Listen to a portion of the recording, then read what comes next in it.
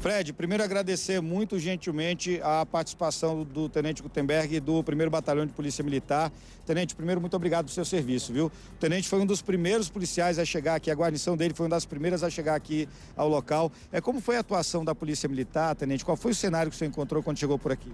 Por volta das 7 da manhã, a Polícia Militar do Distrito Federal foi acionada para atender uma ocorrência de um suposto homicídio aqui no comércio. Chegando aqui, a gente se deparou com um indivíduo bastante assustado, tremendo, e ele teria sido o autor do disparo. Ele é proprietário do comércio, bastante assustado mesmo. Informou que o indivíduo havia invadido o seu comércio. Ele mora embaixo, a mulher dele viu a situação pelas câmeras, acionou ele e ele foi se defender sua família, seu comércio, e acabou efetuando o disparo. E aí ele falou que tinha um indivíduo lá, não sabia se ele veio a óbito ou não. A gente entrou no estabelecimento, fizemos toda a varredura para ver se havia mais alguém no local, e o indivíduo estava no balcão do estabelecimento, já sem vida já.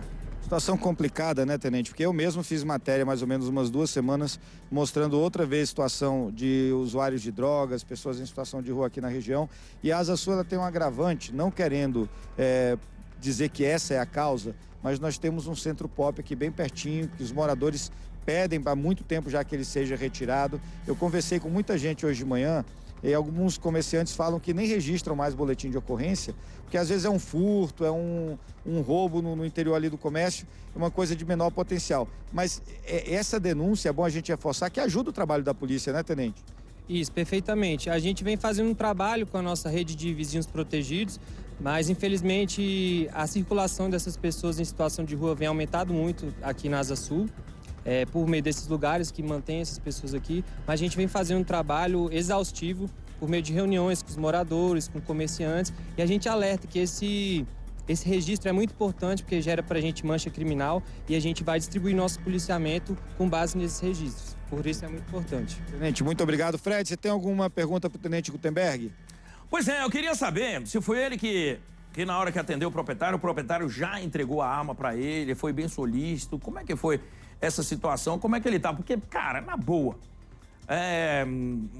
o Gil aí, ele tem a possibilidade dele, ele tem a autorização das armas dele, eu tenho autorização das minhas armas também, mas é independente. Na hora que, eu, graças a Deus, nunca tive que fazer isso, espero nunca ter que fazer isso na minha vida.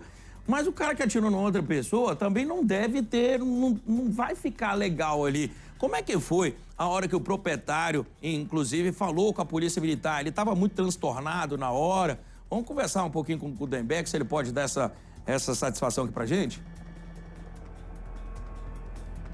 Com certeza, Fred. Tenente, o Fred está perguntando, o senhor comentou agora há pouco como que estava o proprietário quando chegou o senhor. Ele estava aqui do lado de fora, muito nervoso. Foi ele que entregou a arma para os senhores, a arma estava lá dentro. Como foi esse momento? Queria que o senhor explicasse para a gente. Isso, ele estava bastante assustado. Foi ele que acionou a Polícia Militar. Então chegamos aqui, ele já se identificou, falou o que tinha acontecido, entregou a arma. Ele estava bastante assustado, a gente deu aquela acolhida. Porque é uma situação bem difícil, né? Pra gente, policial, imagine para quem não tem esse treinamento, passa por esse tipo de situação. Mas mexeu muito com ele, mexeu muito com a gente também. E a gente prestou apoio e conduzimos ele até a delegacia. Como é que não fica, né, Fred? O tenente tá falando, né? Ele que é um homem que tem treinamento para isso, tem o preparo psicológico para uma situação como essa, normalmente se fica abalado. O tenente está recebendo aqui, pode ficar à vontade, tenente. Como é que fica, né, a cabeça de um cidadão? Nesse caso, tenente, a arma dele estava com o certificado de registro vencido, né, por informação passada pela Polícia Civil pra gente, que seria a arma do pai dele. Né? Na pior das hipóteses, graças a Deus, o delegado já caracterizou a legítima defesa, ele já prestou o depoimento. Isso muito, Fred, com base na informação também que a própria Polícia Militar passa para a Polícia Civil, ajuda no preenchimento desse relatório, pagou uma fiança de R$800 e está em liberdade. Mas fica o medo, né, tenente? Porque ninguém sabe quem era esse cara, se ele pertence a alguma quadrilha, se ele tem algum vínculo com alguém. A gente não sabe ainda quem é o criminoso que foi morto. Isso, infelizmente, em último contato com a Polícia Civil, esse indivíduo não havia sido identificado ainda. E fica o receio dessa situação, a gente não sabe quem é, provavelmente é um indivíduo que já tenha passagens pela polícia, um indivíduo audaz, porque ele entrou aqui por volta de 5h50, já no amanhecer, né? Então é uma pessoa que aparenta ter essa atitude costumeira por não se atentar à hora, né? Então a gente fica nessa situação complicada, mas, assim, o que eu posso dizer é que o indivíduo arbitrou fiança, está sem consciência, assim. Perfeito. Tenente, mais uma vez, muito obrigado, viu, pelas informações. Ótimo trabalho para o senhor, para todos os homens e mulheres lá do nosso primeiro BPM.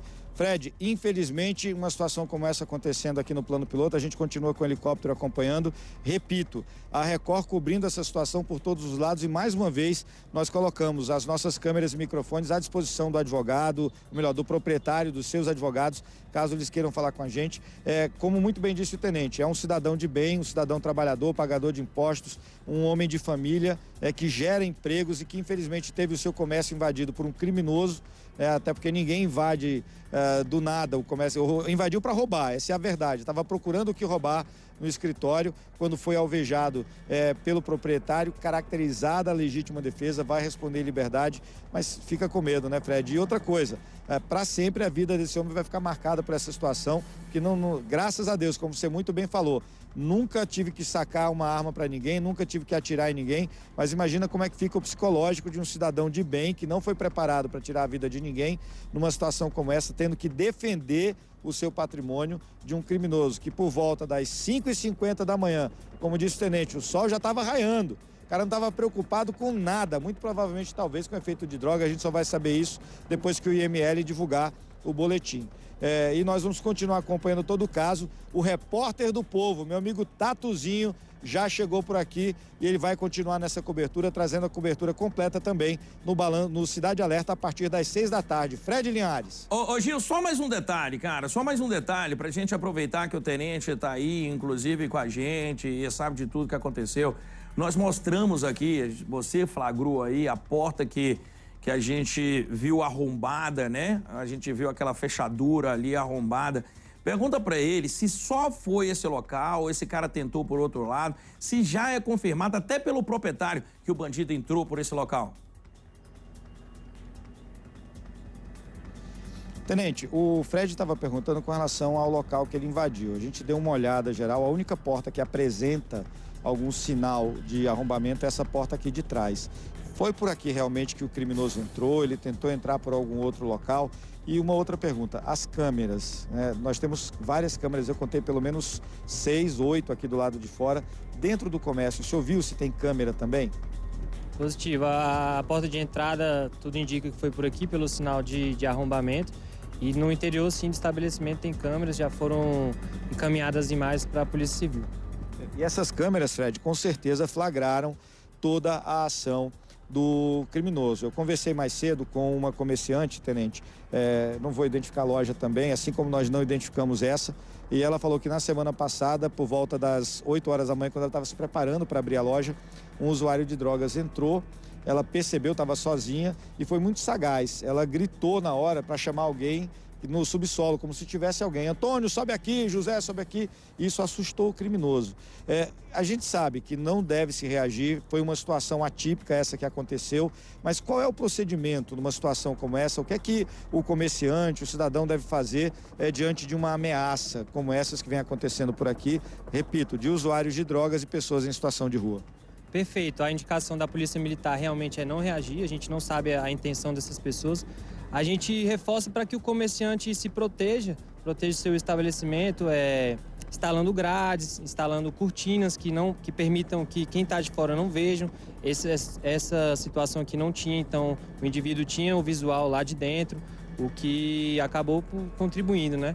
Mas a gente realça esse compromisso da Polícia Militar em proteger os comerciantes. E essa situação de não reagir é muito importante. Acione a PM que a gente vai até o local o mais rápido possível. Tenente, muito obrigado. E denunciar sempre, né, Fred? Eu bato sempre nessa tecla, você também. Muitas vezes o cidadão fala, mas não adianta denunciar. Adianta sim, é com base na mancha criminal que o tenente citou agora há pouco, que o reforço do policiamento é feito. Lembrando que só esse ano, mais de 1.500 policiais, já novos policiais, foram efetivados, muitos já terminaram o treinamento, já estão nas ruas. Quer dizer, tem esse reforço feito pelo governo do Distrito Federal, mas infelizmente a questão dos moradores de rua, dos usuários de drogas, elas já passa da segurança pública, é uma situação de Estado, é uma situação de governo, e que alguém, em algum momento, vai precisar se debruçar sobre esse assunto, ou novos casos como esse vão começar a acontecer com mais frequência. Fred.